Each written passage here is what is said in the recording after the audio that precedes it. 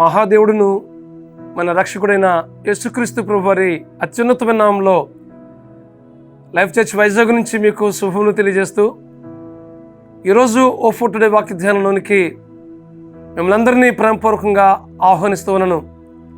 ఎలా ఉన్నారు? అంతా క్షేమంగా ఉన్నారు కదూ? మీరంతా క్షేమంగా ఉండాలని, దినదినము దేవునికి సమీపంగా జీవించాలని మీ కొరకు మేము ప్రార్థిస్తూ ఉన్నాం. ప్రార్థనపూర్వకంగా ఈ మాటలు విందాం. ఈరోజు దావీదు రాసిన 32వ కీర్తన 7-8 వచనాలు చదువుకుందాం. నా దాగుచోటు నీవే, శ్రమలో నుండి నీవు నన్ను రక్షించదువు, విమోచన గానములతో నీవు నన్ను ఆవరించదువు. నీకు ఉపదేశం చేసేదను, నీవు నడవలసిన మార్గము నీకు బోధించదును. నీ మీద దృష్టి ఉంచి నీకు ఆలోచన చెప్పేదను. దావీదు ఆయన రాజు అయినప్పటికీ ఆయనకు ఎదురవుతున్న ప్రతి సమస్యలో, శోధనలో, ప్రతికూలతల్లో దేవుని మీద పరిపూర్ణంగా ఆధారపడే పరిస్థితి దావీదు జీవితంలో కనిపిస్తూ ఉంది. ఆయన కలవరము రేపే పరిస్థితిని దేవునికి అప్పగించుకునేవాడు.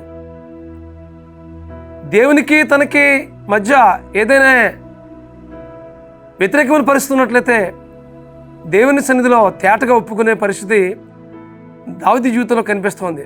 అందుకోసమే ఆ ముందు వచనం మనం చూసినట్లయితే, నా దోషములు కప్పుకొనుక నీ ఎదుట నా పాపము ఒప్పుకుంటుని అని దావీదు తెలియజేస్తా ఉన్నాడు. దేవునితో తేటగా ఏ విషయానైనా పంచుకునే పరిస్థితి దావీదు జీవితంలో కనిపిస్తూ ఉంది. దావీదు దేవుని మీద పరిపూర్ణంగా ఆధారపడి దేవుని సన్నిధి నుండి బలం పొందుకునే పరిస్థితి దావీదు యొక్క అనుభవం. ఇక్కడ మనం చూసినట్లయితే, నా దాగుచోటు నీవే ప్రభువా, శ్రమలో నువ్వు నన్ను రక్షిస్తావు అని అంటున్నాడు. ఎంత గొప్ప ఆదరణ పొందుకుంటున్నాడు దేవుని సన్నిధి నుండి.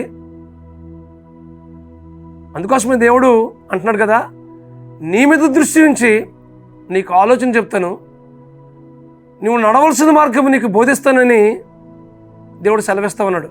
ఇక్కడ ఒక విషయం మీద నీ దృష్టిని కేంద్రీకరించాలని మనం చేస్తా ఉన్నాను. నీ మీద దృష్టి ఉంచి నీకు ఆలోచన చెప్తాను అంటున్నాడు. దేవుడు మన మీద దృష్టి ఉంచి మనకు ఆలోచన చెప్పి మనం ఏ త్రోవలో నడవాలో, ఏ కార్యాలు తలపట్టాలో, ఎలాంటి నిర్ణయాలు చేసుకోవాలో దేవుని సన్నిధిలో నుండి గొప్ప సమాధానాన్ని పొందుకునే పరిస్థితి దావీదు జీవితంలో మనకు కనిపిస్తూ ఉంది. మన జీవితంలో కూడా అలాంటి అనుభవాన్ని ఇవ్వాలని దేవుడు ఇష్టపడుతున్నాడు. కొన్నిసార్లు కొన్ని నిర్ణయాలు తీసుకోవడానికి ఏం చేయాలో తోచదు. అది తీసుకోవాలా తీసుకోకూడదని ఒక సందిగ్ధమైన పరిస్థితుల్లో మనం ఉంటుంటాం. ఎటు తోచనటువంటి పరిస్థితుల మధ్య ఉంటుంటాం. అయితే దేవుడు ఏదైనా వాగ్దానం చేస్తున్నాడు కదా, నీ మీద దృష్టి ఉంచి నీకు ఆలోచన చెప్తాను, నువ్వు నడవలసిన మార్గం నీకు బోధిస్తాను, నువ్వేం భయపడిన అవసరం లేదు, దిగులు పడొద్దు అని దేవుడు దినాన్న మీతో మాట్లాడుతూ ఉన్నాడు. నీకు నేను బోధిస్తాను, నువ్వేం చేయాలో నీకు తెలియజేస్తాను అని దేవుడు దినాన్న వాగ్దానం చేస్తున్నాడు. కొన్నిసార్లు మన జీవితంలో ఎదురవుతున్నటువంటి పరిస్థితులు, ఎలాంటి నిర్ణయాలు చేసుకోవాలో తెలియని పరిస్థితులు మన మధ్య ఉన్నప్పుడు ఆ పరిస్థితిని దేవునికి అప్పగిస్తే దేవుడు గొప్ప సమాధానాన్ని దేవుని వాక్యం ద్వారా, ఆయన వాగ్దానం ద్వారా మనకు తెలియజేస్తాడు. అయితే దేవుని మీద ఆధారపడే పరిస్థితి మన జీవితంలో ఉందా? దేవునికి అప్పగించుకునే పరిస్థితి మన జీవితంలో ఏదైనా ఉందా? దేవుని నుండి మనం ఏదైనా పొందుకోవడానికి మనం దేవుని సన్నిధిలో కనిపెట్టే పరిస్థితి మన జీవితంలో ఉందా? ఈ ప్రశ్నలు మనం ముందున్నప్పుడు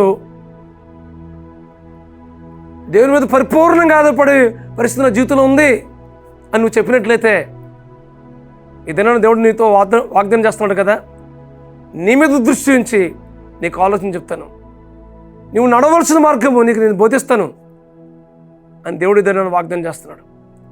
మనం ఏ విషయంలో భయపడిన అవసరం లేదు, ఏ విషయంలో మనం చింతపడిన అవసరం లేదు.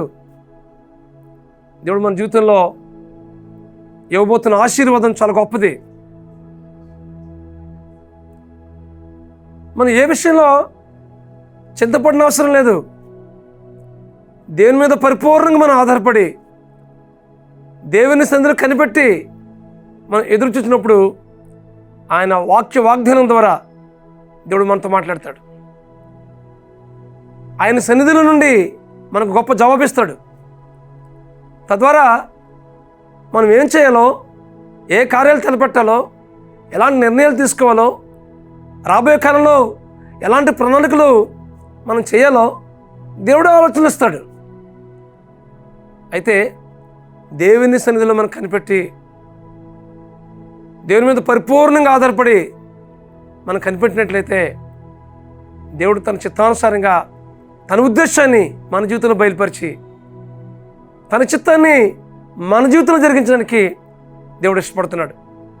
అయితే దేవుని మీద పరిపూర్ణంగా ఆధారపడదామా? మీకు ఎదురవుతున్న ఏ సమస్య అయినప్పటికీ దేవునికి అప్పగించండి. అది ఎలాంటి నిర్ణయం అయినప్పటికీ దేవునికి అప్పగించండి.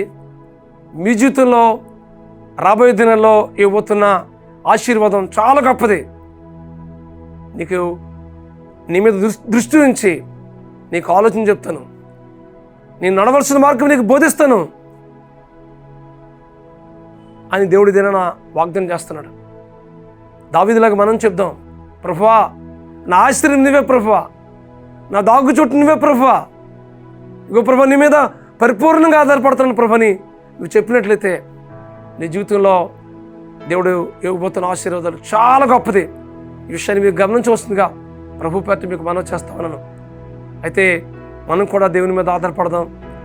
దేవుని సన్నిధి నుండి మనం దీవెని పొందుకున్నంత వరకు, దేవుని సన్నిధి నుండి జవాబు పొందుకున్నంత వరకు దేవుని సన్నిధిలో కనిపెడదాం.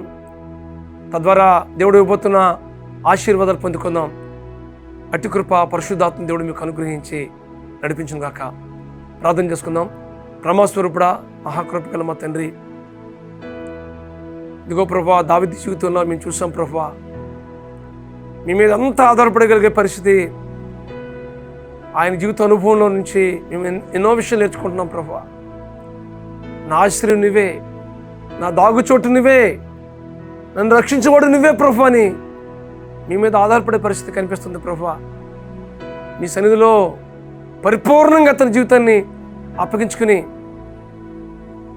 మీ సన్నిధి నుండి గొప్ప సమాధానాన్ని పొందుకున్నట్లు మీ వాక్యంలో చూస్తున్నాం ప్రభువా. నేను నడవలసిన మార్గం నీకు బోధిస్తాను, నీ మీద దృష్టి నుంచి నీకు ఆలోచన చెప్తాను అని ఇదేనన్నా దావీదుతో మాట్లాడిన దేవుడు నాయన మాతో మీరు మాట్లాడుతున్నారు ప్రభువా. అందరిని బట్టి మీకు స్తోత్రాలు. రాబోయే దినాల్లో ఏ ఆశీర్వాద అనుభవాలు గుండా మమ్మల్ని నడిపించడానికి మీరు ఇష్టపడుతున్నారో, ఏ దీవెన గుండా మమ్మల్ని నడిపించడానికి మీరు ఇష్టపడుతున్నారో ఆ దిశ కూడా మమ్మల్ని నడిపించి మా జీవితం ద్వారా మీరు మహిమ పొందమని బ్రతిమాలుకుంటూ మీ కృపగల హస్తానికి అప్పగించుకుంటూ మా ప్రభువును మా రక్షకుడినైనా యేసుక్రీస్తు నామములో ప్రార్థించి పెడుకుంటున్నాం మా పరమ తండ్రి. ఆమేన్, ఆమేన్, ఆమేన్.